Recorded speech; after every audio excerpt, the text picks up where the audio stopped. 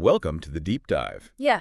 You wanted to know about paranoia, and honestly, you gave us quite a mix of notes and research. Yeah, you weren't kidding. We've got everything from like your personal notes Personal notes. to YouTube videos, So cute. textbook excerpts. But hey, that's what makes this deep dive unique, right? Absolutely. It's crafted just for you. So, Let's dive in and see what we can unearth. Paranoia, it's often seen as, a negative thing. right. But could it actually be a key to success? We're going to explore how paranoia has shaped history, how it affects us today, and whether a little bit of it might actually be a good thing. It's interesting, when you think about it, paranoia, it's not just about, full-blown delusions, right? Right. It exists on a scale kind of from mild suspicion to, severe debilitating fears. Spectrum. Exactly, a spectrum. Yeah. Think about, times you felt a little suspicious or wary. Oh, yeah. That's paranoia at play. But how does it go from being like a useful instinct to something, harmful? Right. So there's this idea of adaptive versus debilitating paranoia. Okay. Adaptive paranoia is kind of like heightened vigilance, Okay. being aware of your surroundings, maybe a little cautious. But then you have debilitating paranoia, which is driven by irrational fears that can really hold you back. And that entrepreneur we were talking about, they were so worried about the future of their industry. Right. And that paranoia actually, pushed them to be incredibly vigilant. They ended up, predicting these market shifts and totally dominating, their field. Yeah, and that's a perfect example of how paranoia can be a fuel for success, right? It's Yeah. not about being afraid, but about taking those proactive measures, having that strategic foresight. Right. They were able to turn that, unease into calculated action. Totally. So there's a real lesson here for you. A little bit of healthy paranoia can actually motivate you to stay ahead of the curve and achieve your goals. It makes you wonder, how paranoia is played out in history. You think about all those rulers, leaders who made decisions, maybe others wouldn't have. Right. Could a touch of paranoia have given them, the edge they needed to succeed? That's an interesting thought. I mean, our sources didn't get too deep into specific historical figures, but it's worth considering, right? Yeah. If paranoia, that adaptive kind, is linked to vigilance, strategic thinking, I mean, it's possible Yeah. that many successful leaders throughout history had some degree of healthy paranoia. Okay, so we've talked about how paranoia plays out in the world, but what about in our brains? Right. The neuroscience. One of the videos you sent from Andrew Huberman, he dives into this, and he talks about the amygdala. Right. He calls it this almond-shaped structure, and it's basically like our brain's alarm system, when it senses threats. Yeah. And I've always wondered, why just thinking about something scary can make my heart pound. Yeah. Is that my amygdala in action? Absolutely. So that's your amygdala firing off these signals, hey, potential danger.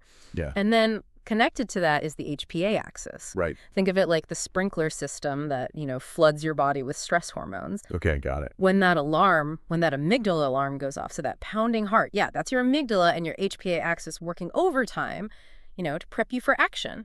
Okay, so my brain basically thinks I'm facing a saber-toothed tiger Right.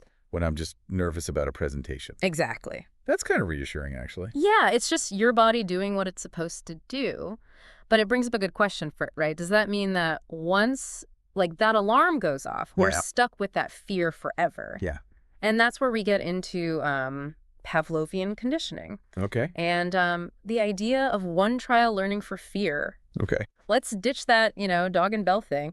Imagine a kid touches a hot stove, gets burned. Right? That single experience, it can create a powerful and lasting fear of stoves. That makes sense. Right. Think about your own fears. How many of them stem from a single powerful experience? Oh, absolutely. Yeah, that's true. So those fear responses, they get ingrained in our neural pathways. It makes you wonder, if there's any way to calm that inner storm. Right, and there is. That's where another part of the brain comes in, the insular cortex. Okay. Think of it as like an internal calibrator. Okay. It helps us determine if our feelings are appropriate to the situation. So is that why sometimes I feel like I'm overreacting to things? Like someone cuts me off in traffic. Right. I feel this surge of anger that's totally out of proportion. Right. That's a great analogy. And the encouraging thing is recent research suggests we can actually retrain this system. Oh, wow. Think of it like fine-tuning your internal radar to be less reactive. Hmm. Now, the original study was, with mice, Right. but the findings suggest we can reduce our fear and anxiety through, targeted practices. So we could actually learn to, dial down our paranoia by working with our brain. Exactly. And that's incredibly empowering. That's pretty amazing. It is. One of the other things that stood out to me in the sources you sent was the idea that, social connection can actually soothe those fear circuits. Yeah. Huberman talks about this molecule, tachykinin, gets activated in the fear response, Okay. and it gets amplified when we're socially isolated. It's like being trapped in this feedback loop of fear. Oh, wow. But good news, the opposite is also true. Connecting with people, people we trust, sharing a meal, a hug, a conversation, it can dampen those signals. So even when, you're feeling scared or anxious, isolating yourself is the worst thing you can do. Pretty much. It's like adding fuel to the fire, reaching out, getting that social support. It's crucial. It can actually change your brain chemistry. Wow, that's pretty powerful. Okay, last thing from the sources that really got me thinking. Inheriting paranoia. Can we, actually inherit fear from our parents? Right. Is it in our genes? Yeah. Is it all in our genes? So this raises the question of transgenerational trauma. It's not about inheriting specific fears, Okay. like a fear of spiders or something. Right. It's more about a predisposition, a sensitivity to anxiety Okay. that can be passed down. So if my parents went through something really traumatic, does that mean, I'm destined to be anxious too? It's not that deterministic. Genetics might play a role, but it's not a life sentence. Huberman, he cites research from Kerry Ressler at Harvard, Good. and they explain that we have the power to manage and overcome those, inherited tendencies. Our genes are not our destiny. Exactly. There are so many things we can do to shape our own, mental well-being. Wow, that is mind-blowing. There's so much to unpack here. There is. As we kind of keep going with this paranoia thing, Right. I think it's good to zoom out a little. We've been focusing on the individual experience, like the brain, fears, all that. Yeah. But paranoia, it also plays out on a much bigger stage. Right. Oh, absolutely. I mean, think about how much the world's changed, Yeah. even just in the last few years. Right. The news is constant. Social media, politics are so divided. It's Yeah. it all creates this breeding ground for anxiety and suspicion, doesn't it? Absolutely. And that's something our sources touched on, how societal factors can actually fuel paranoia. Right. It's not just what happens to you personally, it's the whole culture, the air we breathe, Yeah. cultural norms, politics, even just the information we're taking in, it all shapes how we see threats. It makes you wonder if some societies are just more prone to paranoia than others Right. based on their history, what's happening now, It's fascinating, isn't it? If you live in a place with a lot of unrest Right. or the economy's unstable, Yeah. wouldn't that make people more suspicious just naturally? It makes sense, right? And sociologists, anthropologists, they've been studying this for ages. Okay. There are theories that, societies that have had a lot of conflict, depression, they might be more susceptible to paranoia. Because people develop this vigilance, it's how they cope, survive. It's like if you're always worried about your safety, Right. it makes sense that you'd be on guard, maybe distrustful. Exactly. And it highlights something really important. Paranoia isn't always a sign that someone's mentally ill. Oh, okay. In some situations, it can be a totally healthy, even adaptive response. So it depends on the environment you're in. It's all about context. Right. What works in one situation might backfire in another. It's like in those old spy movies. The main character, always looking over their shoulder, doesn't trust anyone. Yeah, got it. Always one step ahead of the bad guys. A little paranoia there is probably what keeps them alive. Right. But picture that same level of suspicion, but in a totally peaceful, safe place. Yeah, wouldn't work so well. Not so helpful then. Yeah. So the question becomes, how do we navigate this world where paranoia seems to be, increasing? Especially with social media, it's like a fire hose of bad news all the time. Right. It can really amplify those feelings of fear and anger. Sure. I think it starts with critical thinking. We need to be really careful about the information we're consuming. So not just, believing everything we see online. Exactly. Question your assumptions. Seek out different perspectives. Don't just stay in those echo chambers where everyone agrees with you. It's like you need to check those gut feelings against reality, right? Yeah. And be open to talking to people who see things differently. You don't have to agree, but listening helps. Right, listening. It broadens your perspective, maybe challenges some biases you didn't even know you had. Exactly. It's like widening your field of vision. And speaking of, technology plays such a huge role in this, I think. Oh, absolutely. Social media, let's be real, it can be a breeding ground for paranoia. It's anxiety-inducing content 24/7. Yeah, it's true. We're bombarded with bad news, opinions. It's easy to get sucked in. So maybe it's about taking breaks, being more mindful about what we read, Yeah. choosing activities that bring us back to, the real world. Exactly. Remember, you have control. You can choose what you engage with. Shifting gears a bit, I think we need to acknowledge the kind of paradoxical nature of paranoia.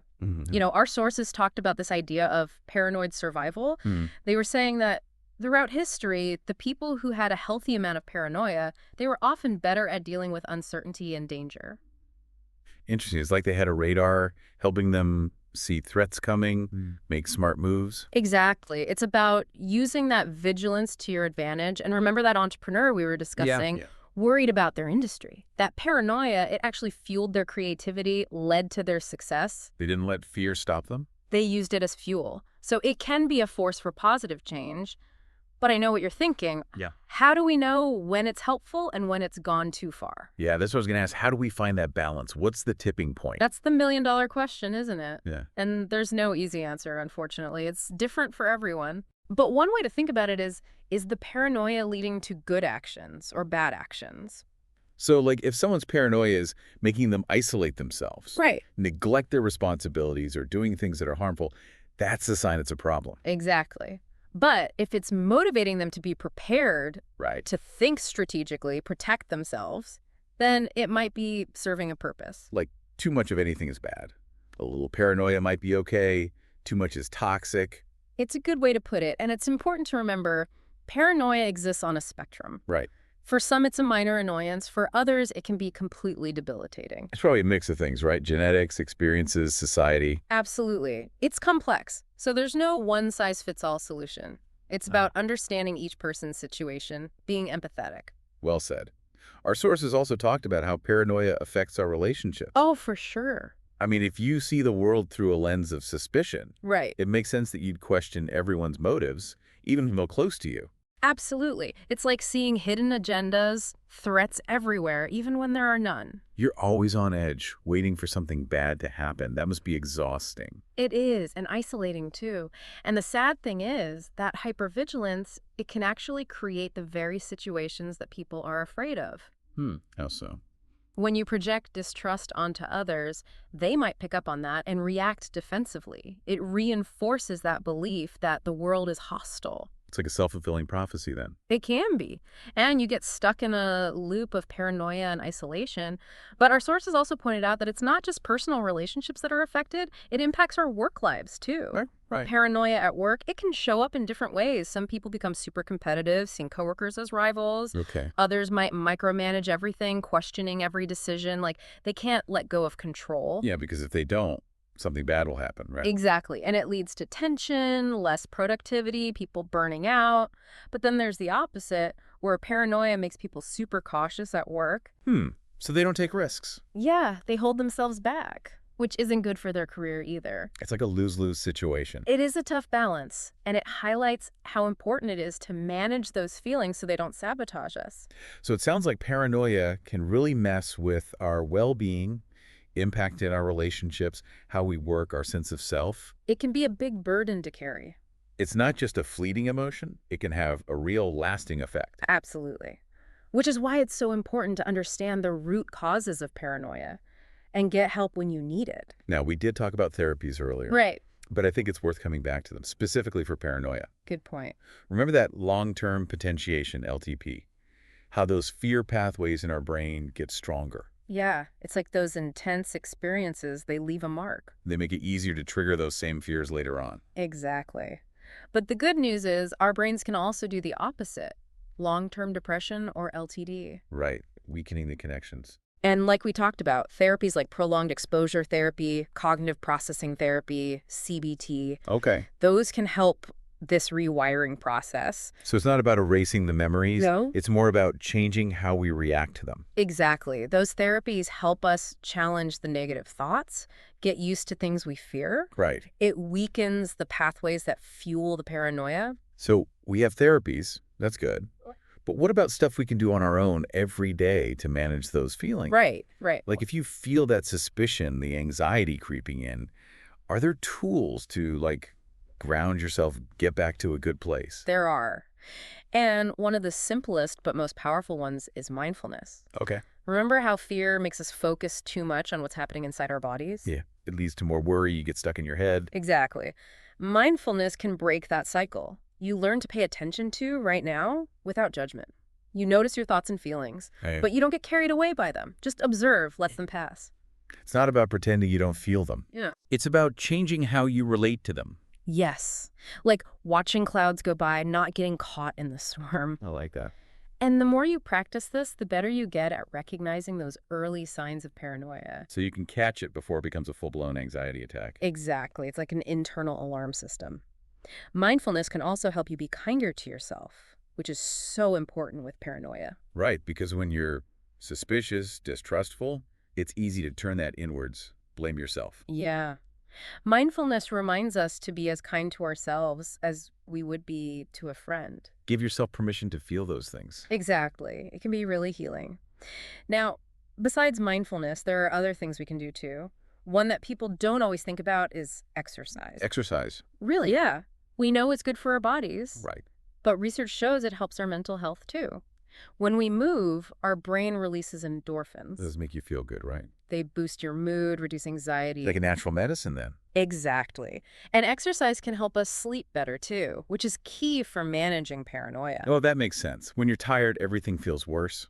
When you're sleep deprived, your brain is more sensitive to stress. Yeah. Those paranoid thoughts can really take over. It's like you can't think straight, you see danger everywhere. Precisely. So good sleep, exercise, mindfulness, these are powerful tools. It's like we have more power over our minds than we think sometimes. We do. The more we understand how paranoia works, the better we can manage it. Okay, I think we need a break from all this serious brain stuff. Yeah, I agree. How about we shift gears, look at something a little more fun? I like it. What did you have in mind?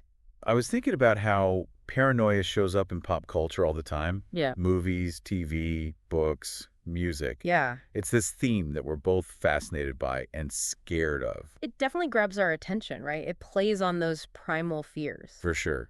And it Yeah. can be done in so many ways. Funny, tragic, suspenseful, just weird. So true. Like those Hitchcock movies, the main character is always being tricked, made to doubt themselves. Right.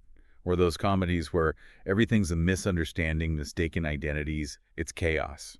Exactly. And those stories, they often reflect our own anxieties about the world, don't they? Yeah. They tap into that fear of being watched, controlled, Yeah. that line between sanity and losing it. It's like those stories give us a safe way to face those fears. Mm-hmm.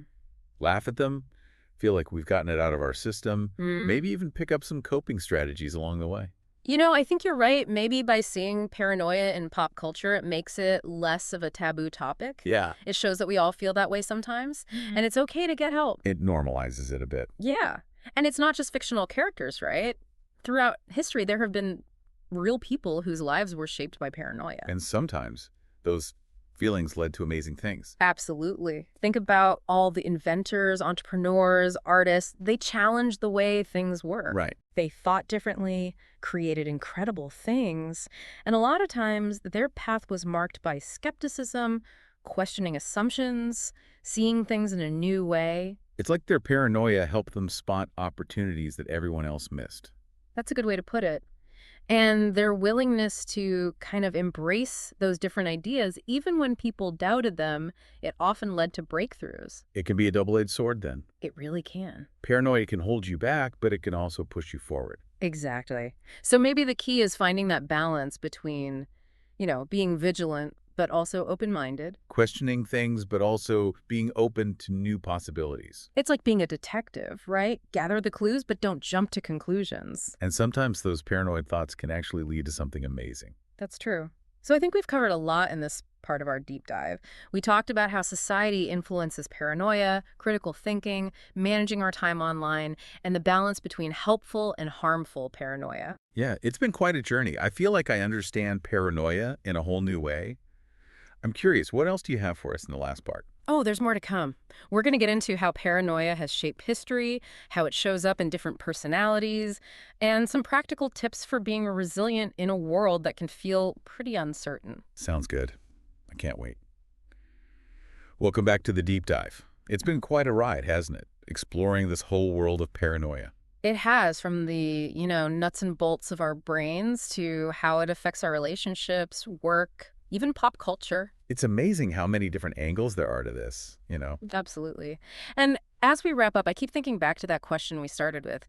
Can paranoia ever be a good thing? Yeah. Yeah. It's something we've kind of circled around throughout all this, and I don't think it's a simple yes or no. Right. We've seen how destructive it can be when it, takes over. Yeah. All that anxiety, isolation, even leading people to do harmful things. But then there's that flip side, that vigilance. Being able to see challenges coming, threats, that can be a real strength. Like a survival skill almost. It is, in a way. Forewarned is forearmed, Hmm. right? Being a little prepared helps in a world that's, well, full of uncertainty. So the big question is, how do we find that sweet spot? When is it helpful, and when does it become too much? And that's what we all want to know, right? And there's no easy formula, unfortunately. It's different for everyone. Okay. But I think it comes back to that connection between what's going on inside us and what's happening out in the world. Right. We need to pay attention to our gut feelings, intuitions, those little warnings that something's off. But also be realistic. Check if those feelings match up with what's actually happening. Get different perspectives so we don't get stuck in our own heads. Exactly. Think like a detective. Gather all the evidence before you decide. And be willing to challenge your own biases, those assumptions we all have. Paranoia loves uncertainty, so shining a light on those blind spots can help us see what's a real threat and what's just fear talking. And we can't forget about connecting with people, right? Right. Something we've talked about a lot during this deep dive. Absolutely crucial. Having people you trust, friends, family, mentors, they can help you see things more clearly, ground you when those suspicious feelings take over. It's like having a safety net. Yeah. Isolation just feeds paranoia, so those bonds of trust, connection, they're vital. You're reminded you're not alone. So maybe it's about having both, like inner awareness and being connected to others, listening to your gut, but also being open to what other people see. I think you've got it. That balance between being cautious but grounded. Trusting your instincts, but also being open to different explanations. And remembering, we can always change, grow.